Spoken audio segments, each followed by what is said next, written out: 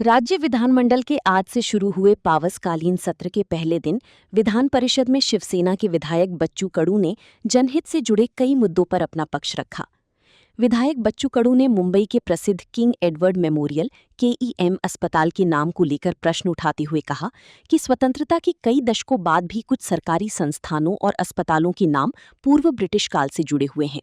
उन्होंने इस विषय पर सरकार से विचार करने तथा भारतीय महापुरुषों और राष्ट्र निर्माताओं के नाम पर संस्थानों का नामकरण करने का सुझाव दिया।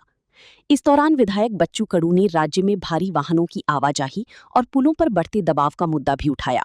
उन्होंने कहा कि यदि ओवरलोडिंग के कारण पुलों पर प्रतिकूल प्रभाव पड़ रहा है तो इसके साथ साथ निर्माण कार्यों की गुणवत्ता की भी समीक्षा की जानी चाहिए। उन्होंने संबंधित विभाग से ऐसे मामलों की जांच कर आवश्यक कार्रवाई करने तथा जिम्मेदार पक्षों की जवाबदेही तय करने की मांग की। इस पर मंत्री शिवेंद्र राजे भोसले ने उत्तर देते हुए कहा कि संबंधित अधिकारियों और ठेकेदारों की जानकारी जल्द ही सभागृह के समक्ष प्रस्तुत की जाएगी। विधायक बच्चू कडू ने राज्य सरकार की शिव भोजन योजना का विषय भी प्रमुखता से उठाया। उन्होंने कहा कि इस योजना के लिए राज्य सरकार द्वारा 150 करोड़ रुपए की निधि का प्रावधान किया गया है, जबकि योजना पर लगभग 215 करोड़ रुपए की खर्च का उल्लेख किया गया है। उन्होंने कहा कि निधि संबंधी चुनौतियों के कारण राज्य के कई शिव भोजन केंद्र संचालन संबंधी कठिनाइयों का सामना कर रहे हैं।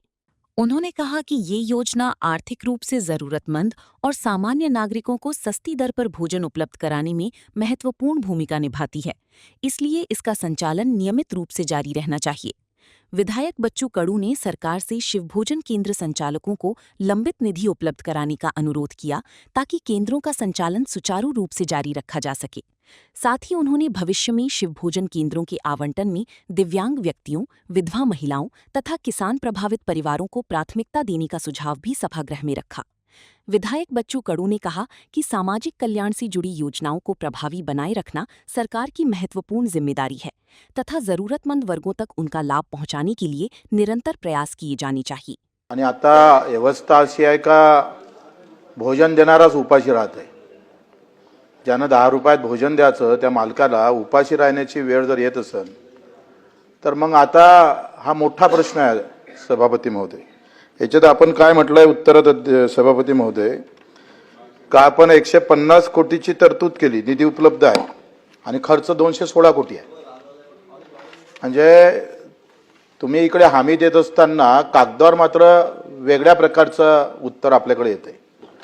आता खर्च 216 कोटी आणि तरतूद 150 कोटी, मग त्या 50 कोटीसाठी किती दिवस वाट पाहावं लागेल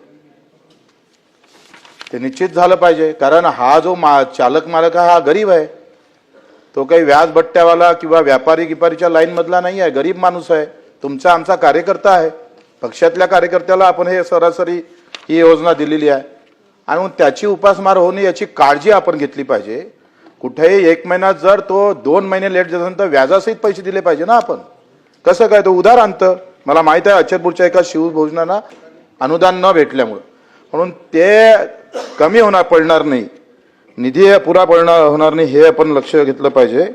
दुसरं, नवीन शिवभोजन देताना दिव्यांग विधवा भगिनी त्यांना आपण तिथं कशा पद्धतीने तरतूद करता येईल, त्यांना वाटा कसा देता येईल, हा विचार मंत्री महोदय करणार का? मंत्री महोदयाच्या उत्तरात जर आम्ही असं ऐकून घेतलं का आता आम्ही पुढच्या वेळेला वेगळी तरतूद करू आणि आता हे वेगळी आहे असं म्हणून नाही चालणार। हा 6 महिन्याचा न भेटलेला निधीचा बोलतोय आम्ही।